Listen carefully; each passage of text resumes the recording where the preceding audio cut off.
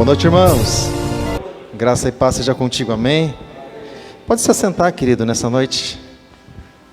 Pode se assentar nessa noite em nome de Jesus. Ao você assentar, diga graças a Deus. As pernas agradecem. Glória a Deus, irmãos. Também, muito bom poder estar aqui juntamente com os irmãos, celebrando ao nome do Senhor. E nesse dia, nessa data muito especial, né, celebrando a ceia do Senhor.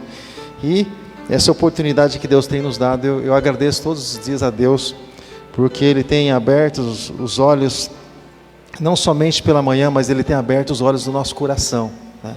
E Deus, Ele é simplesmente maravilhoso. O nosso vocabulário é muito pobre para descrever realmente o que é Deus e o que Ele representa para cada um de nós. Na nossa limitação, nós dizemos que Ele é maravilhoso e que Ele é bom demais, mas não tem palavras realmente para descrever realmente o que Deus é e quem Deus é, porque Ele é incomparável.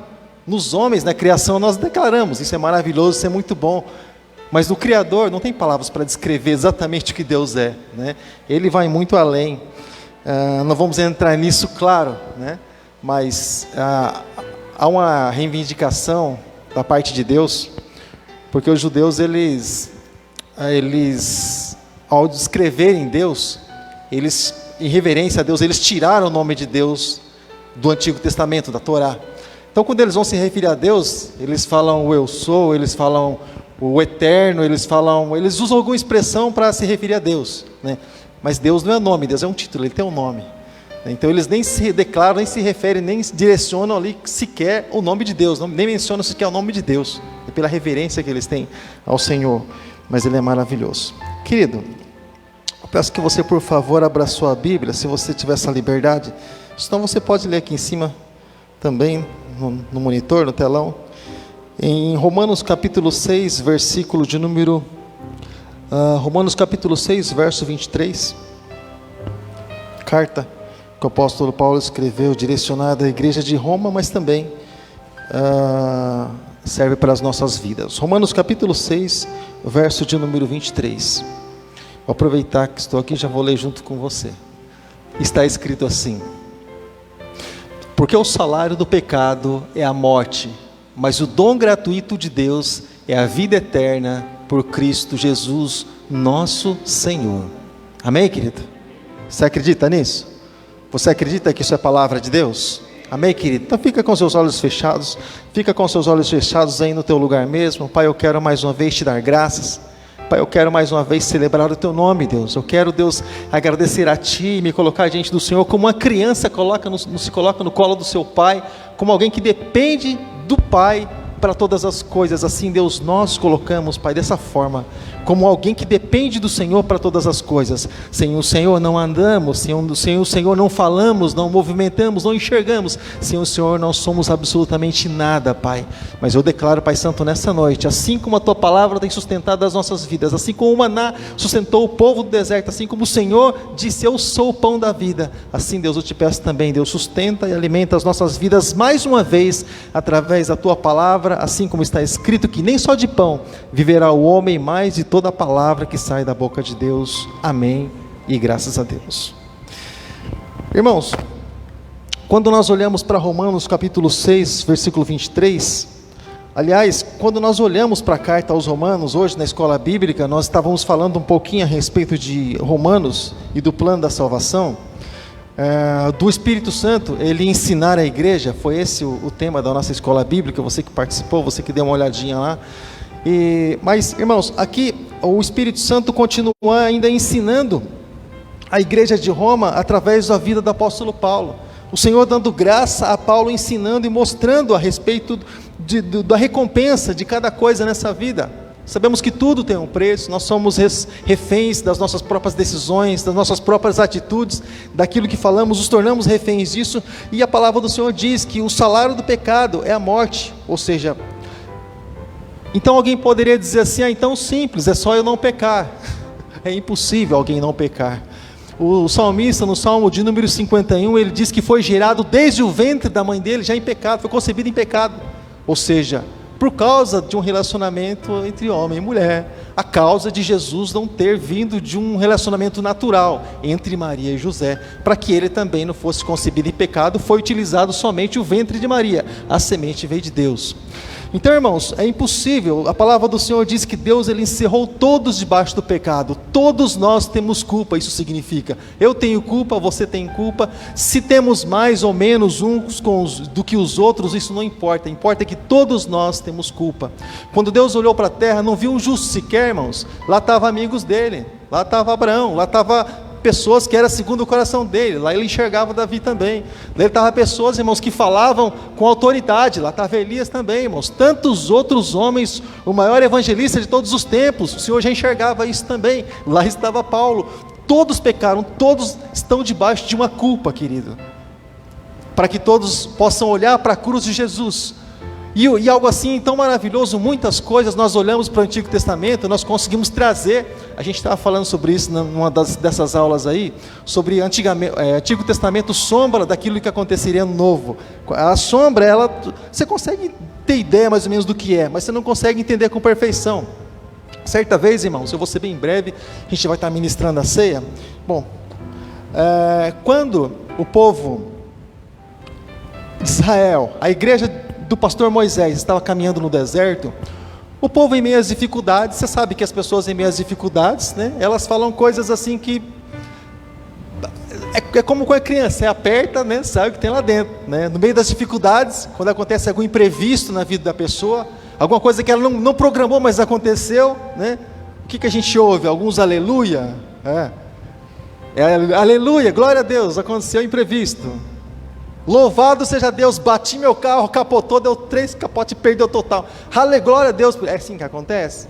Fiquei desempregado, louvado seja o nome do Senhor. Fiquei desempregado, o patrão falou assim, eu não preciso mais da tua mão de obra. Você começou a cantar na frente dele, te louvarei. É assim que você fica? Você põe de joelho e se canta essa música, é assim que acontece?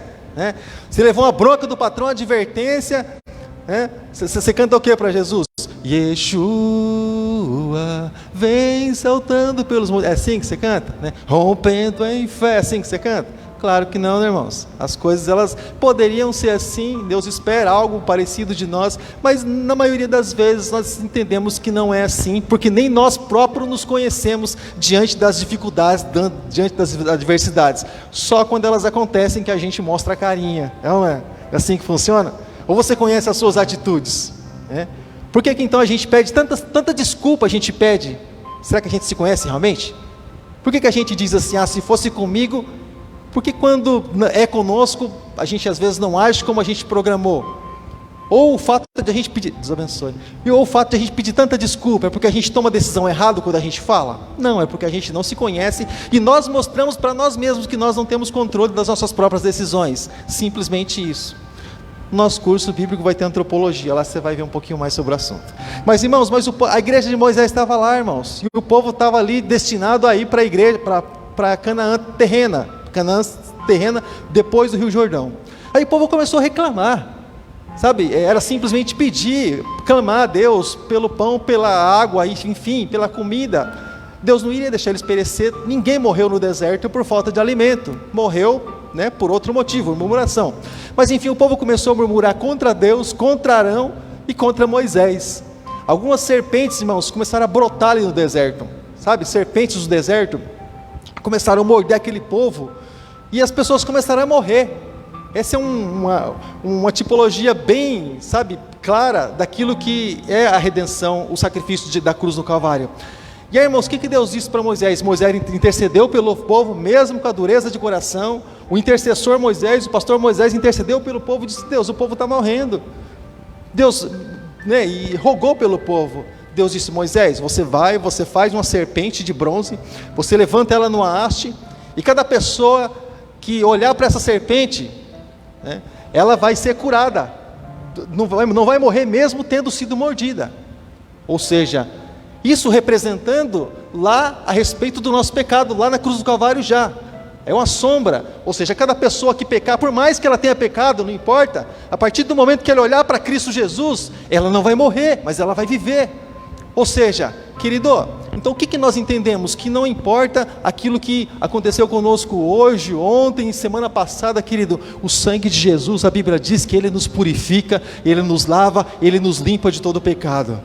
Eu sempre digo, irmãos, algumas coisas que algumas pessoas botam em interrogação, mas Deus não procura perfeição em nós e nunca vai procurar. Primeiro, porque se Ele procurar, Ele não vai encontrar. Mas Deus busca a sinceridade do nosso coração.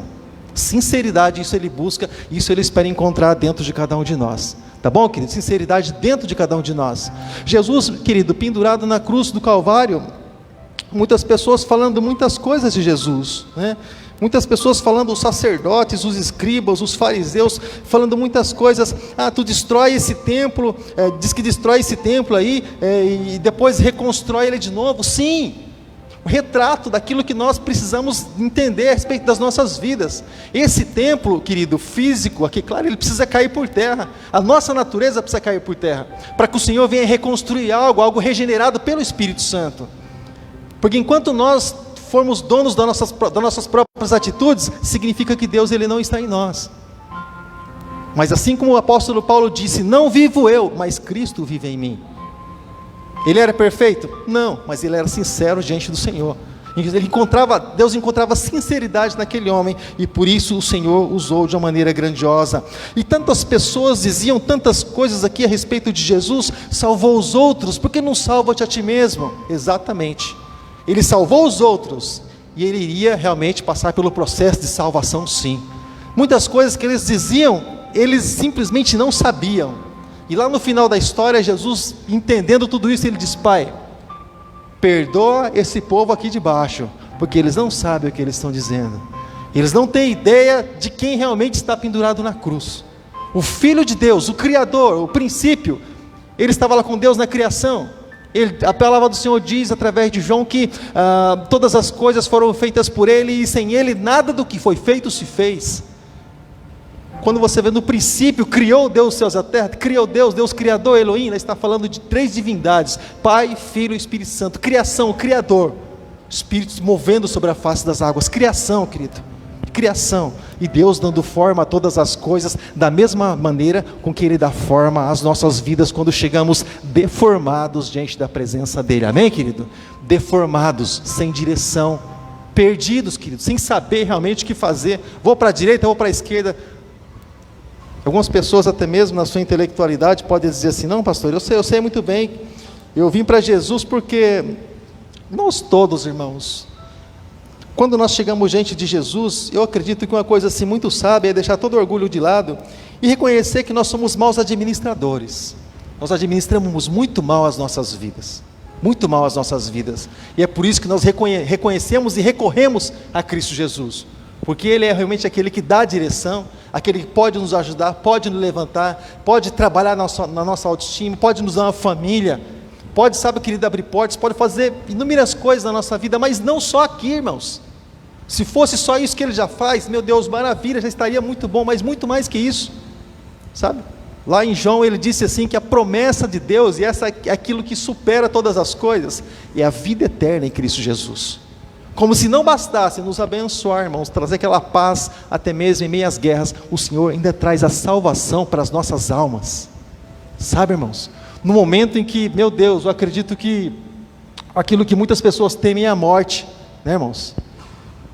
Eu acredito que a coisa mais temida, eu acredito, pelo ser humano é a morte, porque é um mistério, né? A pessoa não tem ideia exatamente de como é que vai ser do outro lado, porém, se está em Cristo Jesus, talvez eu creio que sofrimento é complicado, mas eu creio que morte não deveria ser um problema para o cristão, né? Se ele realmente tem esperança em Cristo Jesus. Mas até mesmo em meio à morte, quando os nossos amigos não podem fazer absolutamente nada por nós, no máximo nos levar até o cemitério, jogar terra em cima, flor, uma coroa de flor e mais algumas coisinhas lá, né? Os mais tradicionais, né, aqueles mais idólatras, levam lá uma vela lá e tudo para clarear o negócio lá e tudo mais, irmãos. Mas o que os amigos podem fazer é exatamente isso. Mas a partir daí, irmãos, começa realmente essa amizade que nós fizemos com Cristo Jesus. E é nesse momento que Ele diz: agora é comigo. Aí que nós vamos entender o quanto valeu a pena servir Jesus, o quanto valeu a pena, querido, nós termos entregado, termos colocado as nossas vidas realmente diante do altar do Senhor, sabe? Porque os amigos, eles vão até o limite, Mas aí então o Senhor, no limite dos amigos, aí vai o Senhor e ele estende a sua mão poderosa. Como Jesus disse para os discípulos: vocês fiquem até aqui porque eu vou adiante orar. Os discípulos poderiam fazer parte por Jesus. Dali para frente, só Deus poderia fazer realmente algo por Jesus. E ele fez. E ele fez. Mas Deus deixou Jesus morrer na cruz. Engano teu, querido. Quando Jesus disse para Deus: Pai, nas tuas mãos eu entrego o meu espírito. Por que Deus recolheu exatamente naquele momento o Espírito de Jesus? Você chama isso de deixar? Não, isso não é deixar. Isso é o Pai ouvindo a oração do Filho. E naquela hora exatamente o Espírito de Jesus foi recolhido, sabe, querido? Para que nada viesse a acontecer com ele, assim com o teu corpo físico até mesmo. Para que ele ficasse ali íntegro, querido. E assim também ele pudesse ressuscitar e pudesse também nos salvar. Amém, querido? Graças a Deus. Eu gostaria, sendo bem breve nessa noite, de estar abrindo a palavra de Deus, aqui em 1 Coríntios, capítulo de número 11, a partir do versículo 23, eu peço, por favor, os nossos pastores, os nossos obreiros, que vão participar desse momento também, grupo